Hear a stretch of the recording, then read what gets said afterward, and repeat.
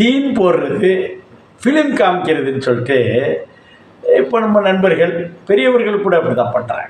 ஒரு பில்டப்பு, ஒரு பந்தா பண்ணோம், எதுக்கு 10 பைசா பிரயோஜனம் இல்லை, ஆனாலும் தன்னை ஒரு பெருசாக காட்டணுங்கிறதுனால ஒரு 3 செய்திகள் சொல்கிறோம். ஒரு நண்பர் ஏத்தாப்புல ஒரு புல்லட்டில் ஒரு பொம்பளை பிள்ளை கூட அவருடைய வேண்டப்பட்டவர்கள் கூட வருகிறார்கள்.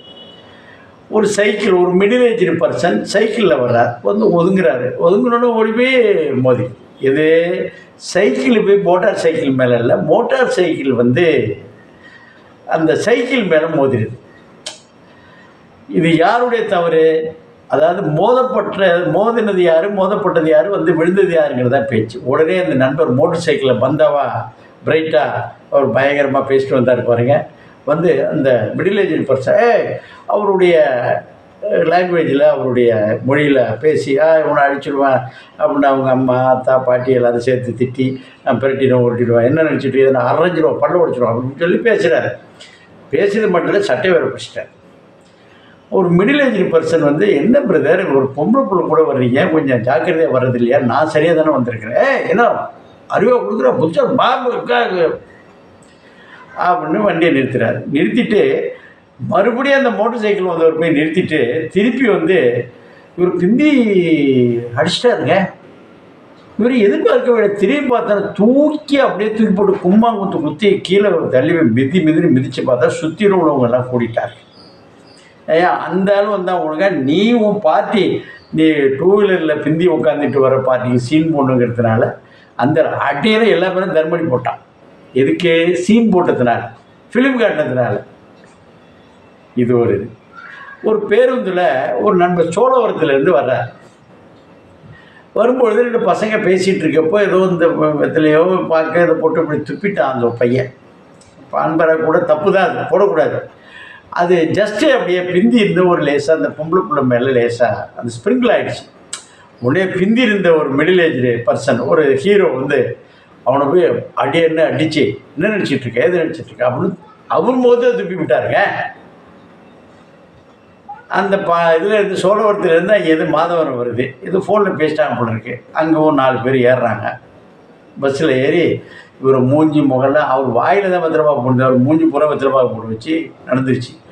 அந்த பொம்பளை பிள்ளை பார்த்துட்டு ஏன் இவர் போய் அனௌன்ஸ் போய் இறங்கினாருன்னு ஐடியா கொடுத்துட்டு போகிறார். அந்த பொண்ணு யாரை இம்ப்ரெஸ் பண்ணுறதுக்கு சீன் போட்டாலும், ஒரு மிடில் ஏஜ் பர்சன் பெரிய மனுஷன் சின்ன பையன் கூட போட்டாரோ அவர் வந்து வாங்கி கட்டுறாரு. எதுக்கு? சீன் போடுறதுனாலையே, பில்டப் பண்ணதுனாலையே.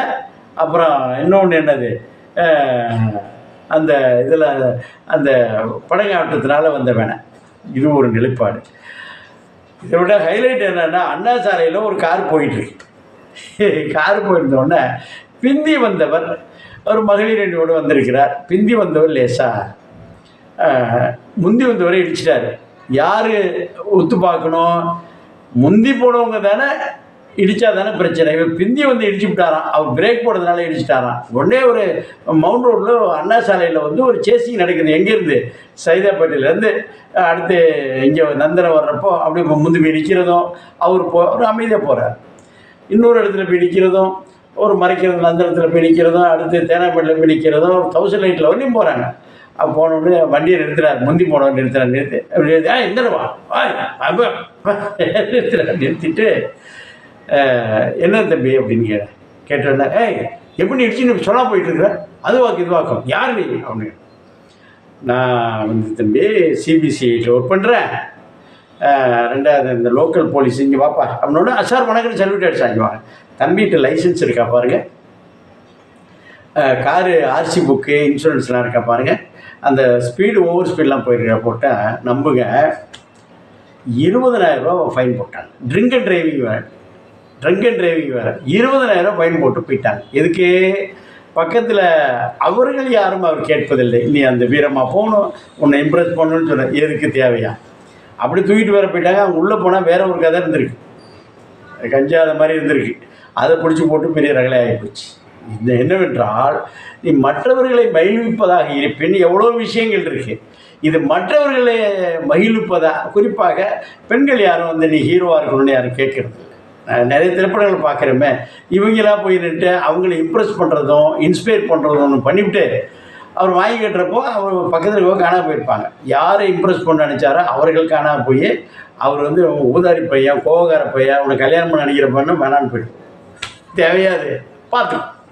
வீட்டில் ஒரு அம்மா பிள்ளை விட்டு வந்து கேட்குது, யார் இந்த பாப்பா கேட்குது, அப்பா தாத்தா, அவங்க தாத்தா அவங்க அப்பா என்ன வச்சு கேட்குது, இங்கேருந்து வன்முறையாக இருக்கக்கூடிய காய் ஒன்று சொல்லுங்கள் தாத்தா அப்படின்னாங்க. அவங்க அப்பா கேட்டார், வன்முறை காய் என்ன இருக்கு அப்படின்னு கேட்டோடனே சொல்லிச்சு, கத்திரிக்காயா, முள்ளங்கியா, வன்முறை காயா. பார்த்தீங்க. தேங்க்யூ.